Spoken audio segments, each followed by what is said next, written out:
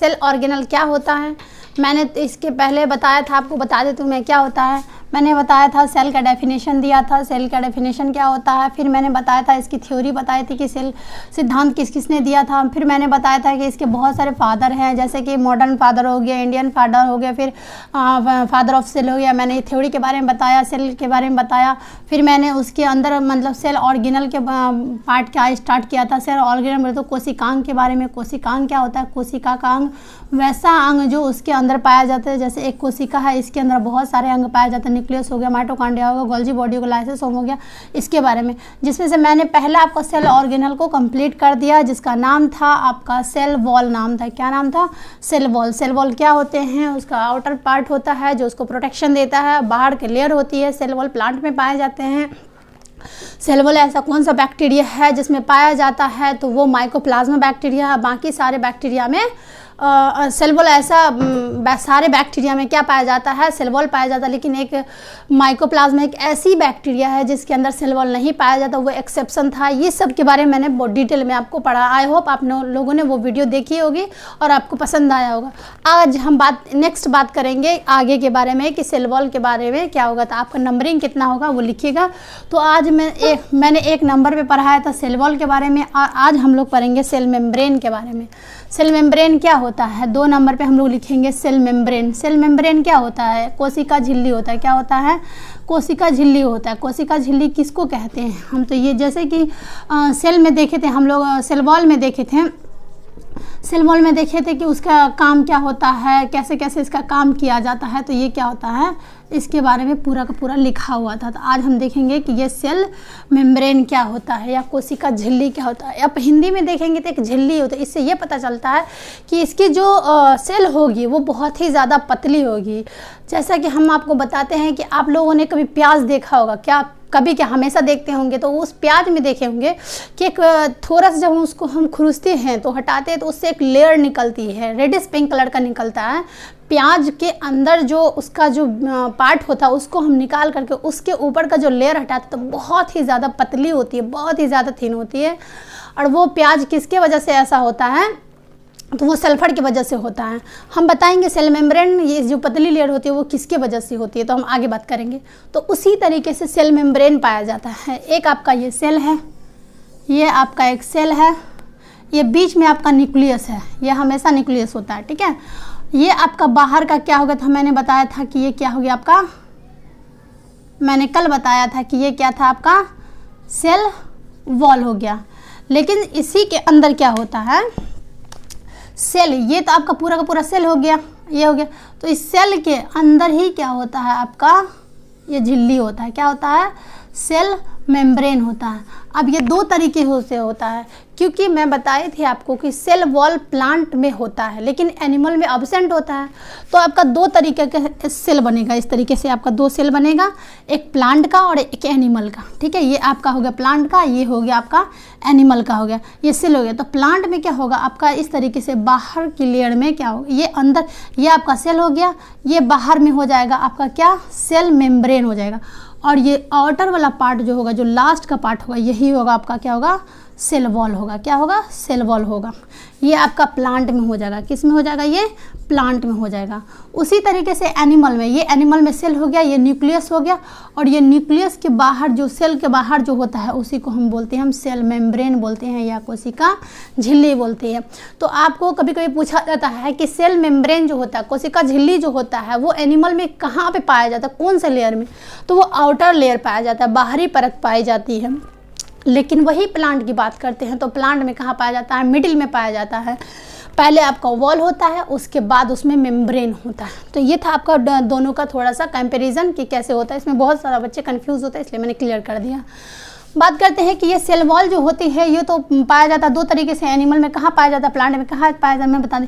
ये cell membrane आखिर किसका बना होता है, ये मेडअप ऑफ किस चीज़ का होता है, ये किस चीज़ का मेड किया जाता है। तो आप लिखेंगे cell membrane is made up of, या बना होता है, किसका बना होता है, बना होता है किस चीज़ का। तो आप लिखेंगे फोस्फोलिपिड। क्या लिखेंगे, फोस्फोलिपिड्स। क्या लिखेंगे, फोस्फोलिपिड्स लिखेंगे। अब ये फोस्फोलिपिड्स क्या होता है, फोस्फोलिपिड्स लिखेंगे, फोस्फोलिपिड्स, इसको हम लिखते हैं फोस्फोलिपिड्स लिखते हैं, ठीक है। थोड़ा मेरी हिंदी गड़बड़ हो जाती है तो आप लोग एडजस्ट कर लीजिएगा। वैसे मैं कोशिश करती हूँ कि पूरा प्रॉपर हिंदी लिखने की, ठीक है।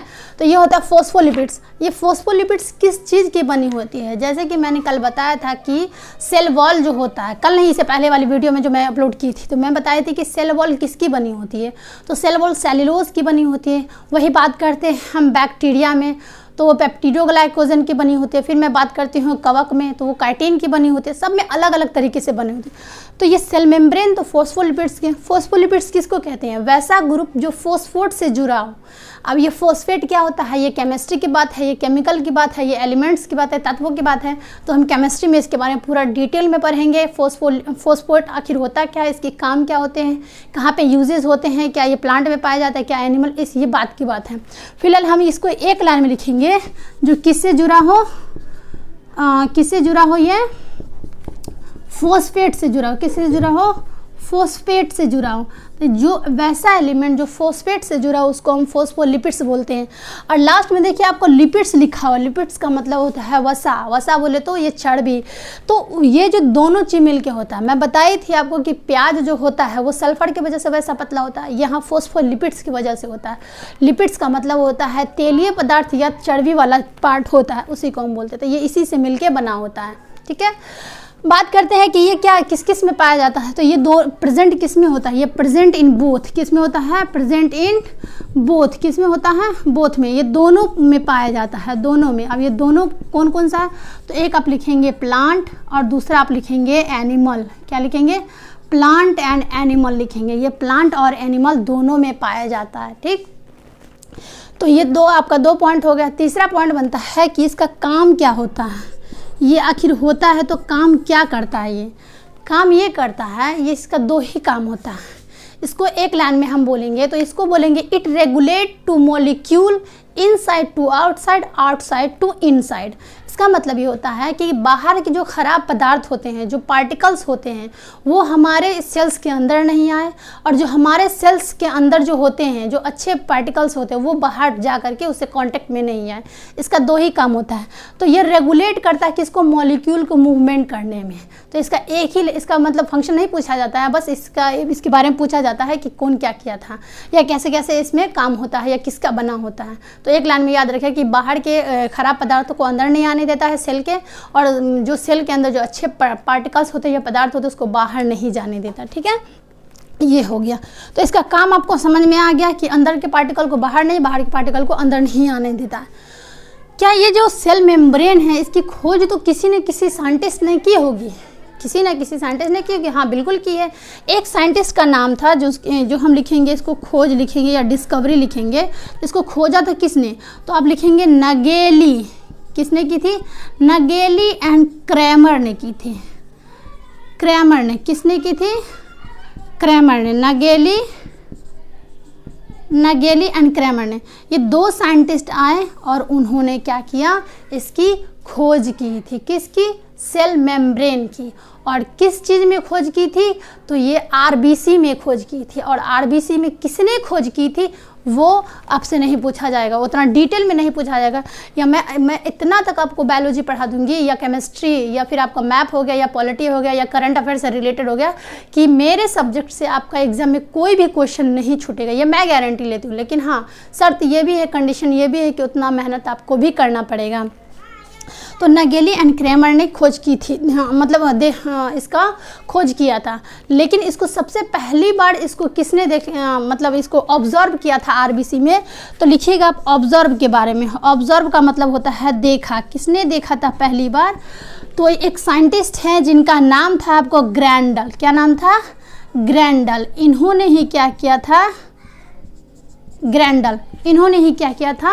इसकी पहली बार ऑब्जर्व किया था। किसमें? तो आरबीसी में किया गया था। तो ये था आपके बारे में पूरा का पूरा सेल मेम्ब्रेन के बारे में। सेल मेम्ब्रेन क्या होता है, इसकी किस चीज़ की बनी होती है, इसकी खोज किसने की थी, इसको ऑब्जर्व किसने की थी। आपको यहीं से पूरा क्वेश्चन पुटअप किया जाएगा। जो भी एग्जाम आप दें, चाहे वो यूपीएससी दे, बीपीएससी दे, एनटीपीसी दे and all other competitive exam दे। ये था पूरा का पूरा आपका डिटेल। अब हम अगले वीडियो में नेक्स्ट ऑर्गेनल के बारे में बात करेंगे। ये था दूसरा। हम नेक्स्ट वीडियो में तीसरे के बारे में बात करेंगे, चौथे के बारे में। ऐसे करते करते हम अपना सारा सिलेबस कंप्लीट करेंगे। जब तक मेरे चैनल को देखते रहिए और शेयर करते रहिए। Thank you.